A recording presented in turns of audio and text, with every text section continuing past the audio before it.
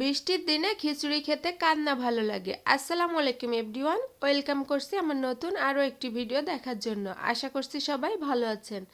আজকে আপনাদেরকে তৈরি করে দেখাবো ঝরঝরে ভুনা খিচুড়ি। যারা ঝরঝরে ভুনা খিচুড়ি তৈরি করতে পারেন না তাদের জন্য আমার আজকের এই রেসিপি। আশা করছি আমার আজকের এই রেসিপি আপনাদের কাছে অনেক বেশি ভালো লাগবে আর অনেক কাজে আসবে। ভালো লাগলে ভিডিওটিতে লাইক দিয়ে চ্যানেলটি সাবস্ক্রাইব করে নেবেন। যারা ফেসবুক থেকে দেখছেন তারা আমার পেজটিকে ফলো দিবেন। তাহলে চলুন আর কথা না বাড়িয়ে ভিডিওটি শুরু করি।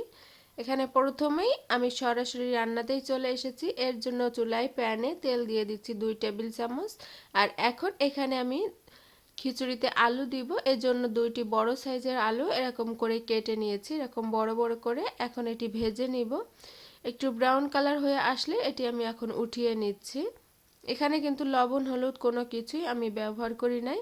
আলুটি ওঠানো হয়ে গিয়েছে। একই তেলে আমি এখানে দিয়ে দিচ্ছি হাফ কাপের মতো পেঁয়াজ কুচি। পেঁয়াজটা একটু নরম হয়ে আসলে দিব 4-5টি দারচিনি আর 3টি তেজপাতা আর 5-6টি এলাচ আমি থেতো করে নিয়েছি।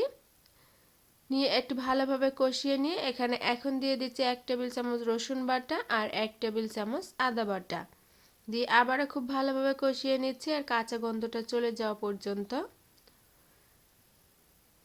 কিছুক্ষণ কষিয়ে নেওয়ার পরে এখানে একটু পানি আমি অ্যাড করে দিচ্ছি, এতে করে শুকনা উপকরণগুলো দিলে এগুলো পুড়ে যাবে না। দিয়ে দিচ্ছি 1 চা চামচ জিরা বাটা আর 1 চা চামচ ধনিয়ার গুঁড়া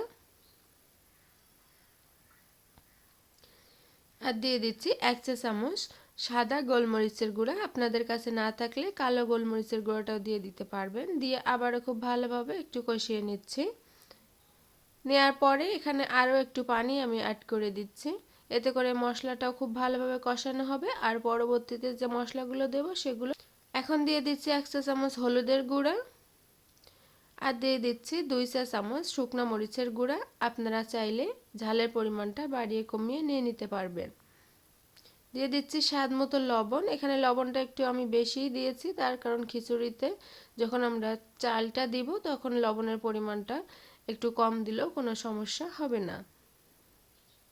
দিয়ে মশলাটা খুব ভালোভাবে আমি কষিয়ে নিচ্ছি। মশলাটা খুব ভালোভাবে কষানোর পরে এখানে আমি মাংস দিয়ে দিচ্ছি প্রায় 400 গ্রামের থেকে একটু বেশি। মাংসের পরিমাণটা আমি কম নিয়েছি কারণ আমি চালের পরিমাণটাও কম নিয়ে নিব। নিয়ে একটু ভালোভাবে আমি কষিয়ে নিচ্ছি। এখানে মাংসের পরিমাণটা আপনারা বাড়িয়েও নিতে পারবেন।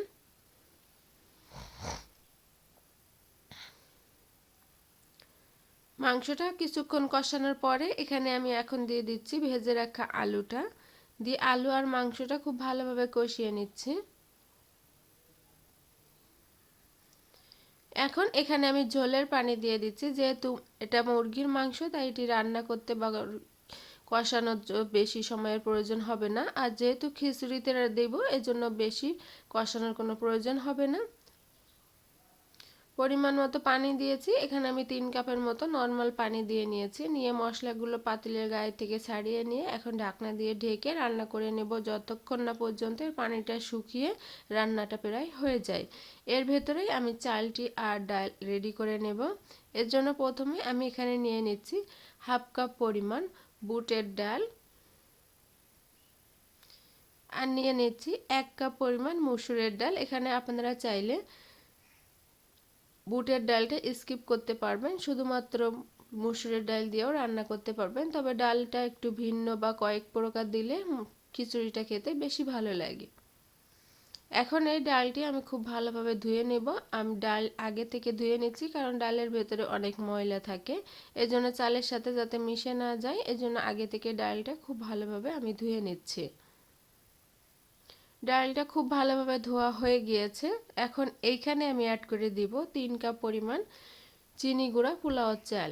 আপনারা চাইলে বাসমতি চাল কিংবা ভাতের চাল দিয়েও এটি করতে পারবেন। 3 কাপ পরিমাণ পোলাও চাল দিয়ে নিয়েছি। এখন এটি পানিতে আমি ভিজিয়ে রাখবো প্রায় 10 মিনিট। আর 10 মিনিট পরে এটি পানির থেকে উঠিয়ে আমি পানি ঝরিয়ে নিয়ে নিব। আর টোটাল আমার এখানে কিন্তু প্রায় 4.5 কাপের মতো চাল দিয়ে ডাল দিয়ে হয়েছে। এখন আমি পানিটা আপনাদেরকে মেপে অর্থাৎ পানির পরিমাণটা আপনাদেরকে দেখিয়ে দিব। এটি এখন আমি পানি দিয়ে ভিজিয়ে রেখে দিচ্ছি।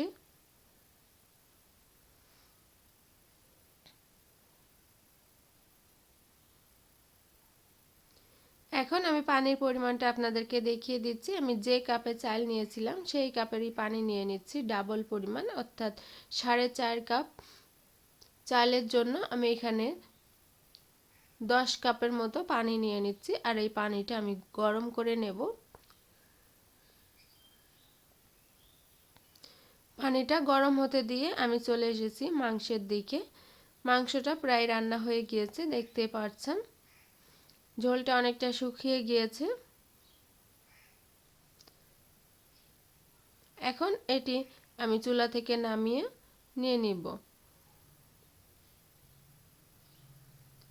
চলে এসেছি আমি চালটি ভাজার জন্য। এজন্য প্যানে আমি তেল দিয়ে দিচ্ছি, একটু স্পেশাল তেল আমি এটাকে বলবো, তার কারণ এটা আমি রোস্ট তৈরি করেছিলাম। সেই রোস্টের তেলটা, রোস্ট ভাজার পরে যে তেলটা থাকে সেই তেলটা আমি ছেঁকে আমি রেখে দিয়েছিলাম, সেই তেলটা করছি। এতে করে খুব সুন্দর একটা সুঘ্রাণ খিচুড়ির ভেতরে পাওয়া যাবে।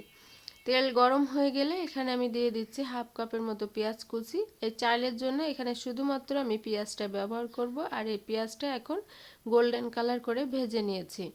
এরপরে আমি এখন পানি ঝরিয়ে রাখা চালটা দিয়ে দিলাম।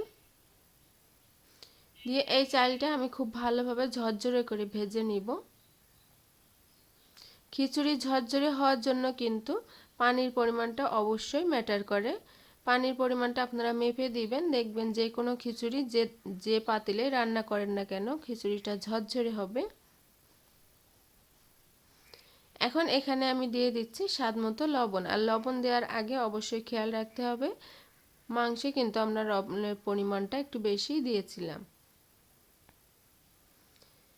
দিয়ে খুব ভালোভাবে ঝরঝরা করে আমার ভাজা হয়ে গিয়েছে।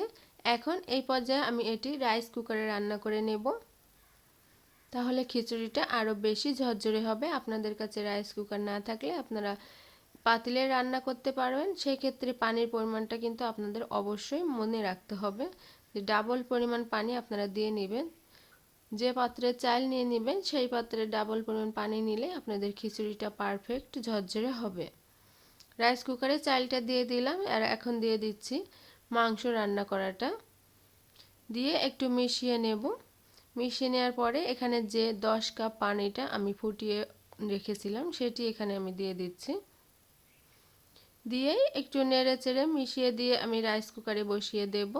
আর এটি সুইচ উঠে গেলে আমি একটু নেড়ে চেড়ে রেখে দিব 10 মিনিট, তারপরেই পরিবেশন করে নিচ্ছি। তো ভিউয়ার্স, দেখতেই পাচ্ছেন এটি কত সুন্দর ঝরঝরে হয়েছে, আর খেতেও কিন্তু খুব বেশি ভালো হয়েছে। আপনাদের কাছে অনেক বেশি ভালো লেগেছে আর অনেক সহজে লেগেছে। ভালো লাগলে চ্যানেলটি সাবস্ক্রাইব করে নেবেন। আর যারা ফেসবুক থেকে দেখছেন তারা আমার পেজটিকে ফলো দিবেন। এখানে আমি শসা আর গাজর দিয়ে পরিবেশন করে নিচ্ছি। আপনারা আপনাদের পছন্দ মতো সালাদ দিয়ে এটি পরিবেশন করে নেবেন। তো ভিউয়ার্স, আজকে এই পর্যন্তই। অন্য কোনো রেসিপি নিয়ে আবারও চলে আসবো। সে পর্যন্ত সবাই ভালো থাকবেন, সুস্থ থাকবেন, আমার ফ্যামিলির জন্য দোয়া করবেন। আল্লাহ হাফেজ।